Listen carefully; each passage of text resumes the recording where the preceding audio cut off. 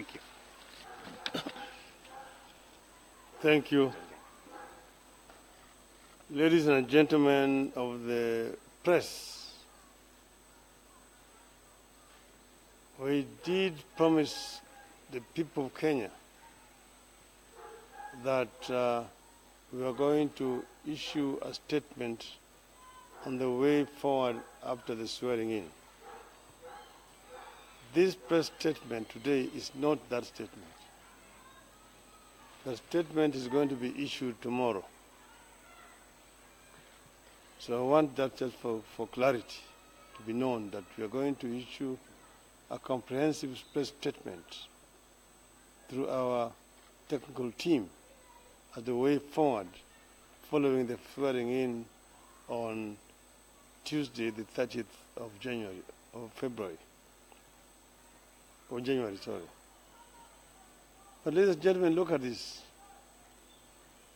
The attack on the media, the arbitrary arrest of individuals, intimidation of the judiciary, divide and rule tactics. KANU is back. KANU is back, the force, and by a new name that we must fight. We fought for a long time to give this country a new constitution in 2010.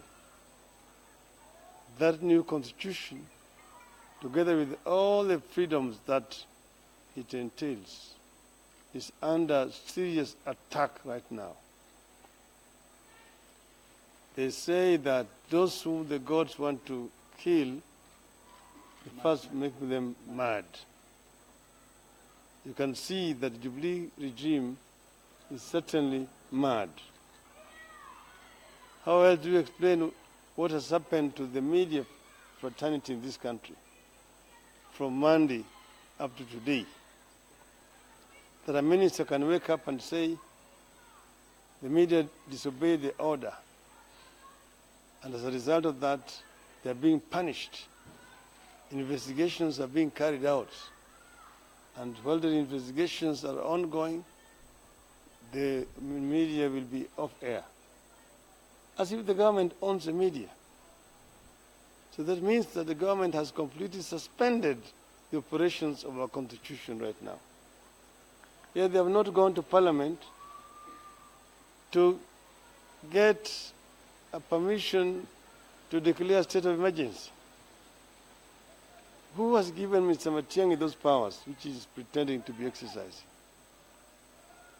Either we are living under this constitution or we don't, and we can go, each one of us, our own different ways. We can go different ways, and there's no need to have a government. If the government itself is going to disobey, violate its own laws and the constitution.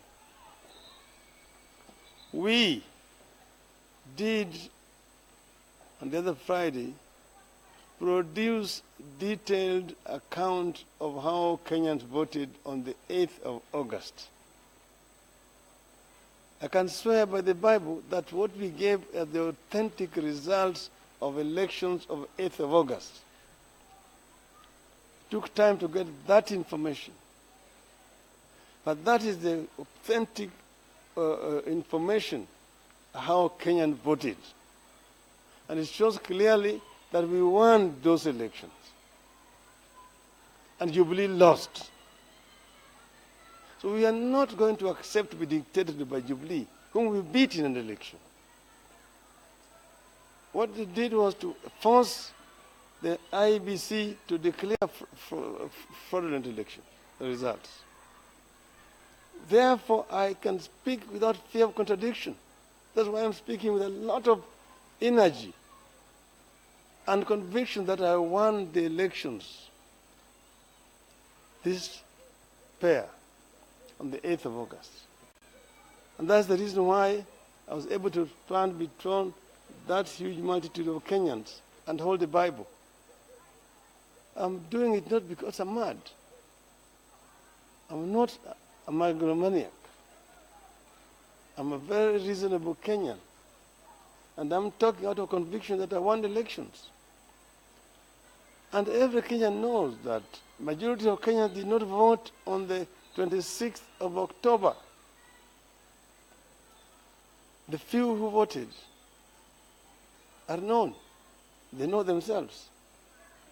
But you have challenged the IEBC not to go and buy one page in the newspapers to say, oh, so many people access our records here and there. You have told IEBC, just as you have done with the result of 26th of October, open the servers of 8th of August, show Kenyans, contradict that information, produce the same logs like you have produced to convince Kenyans that what you are saying is correct. You are a public institution. So you have a responsibility to provide the information. Freedom of information is a right enshrined in our Constitution.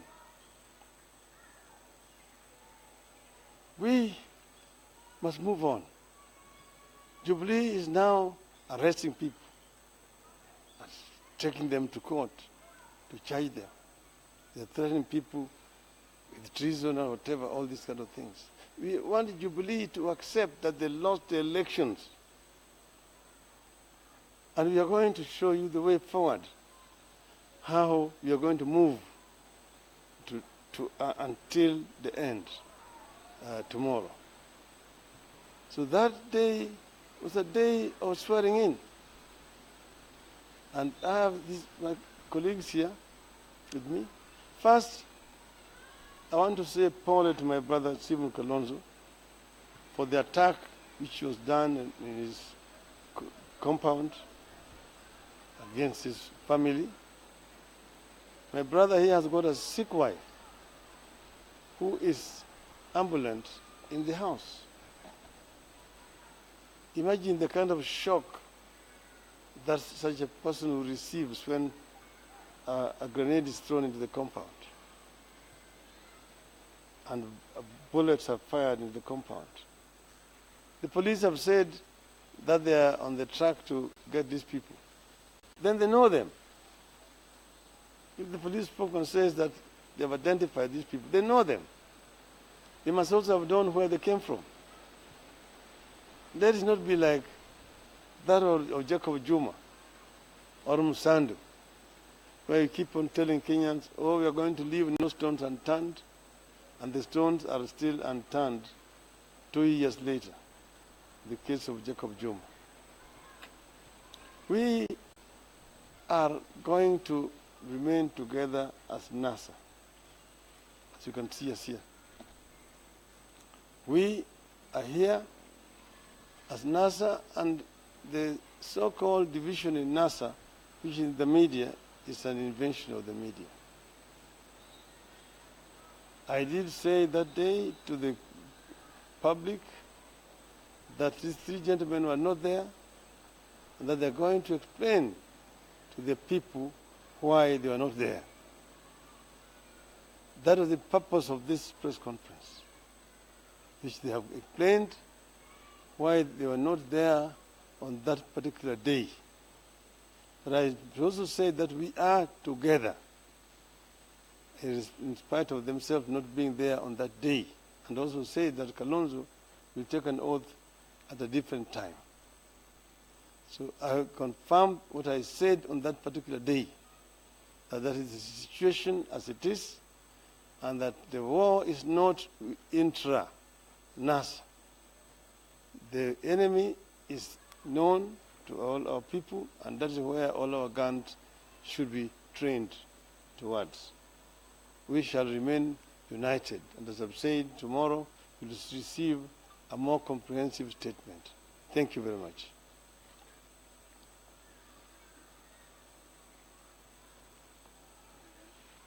Sawa.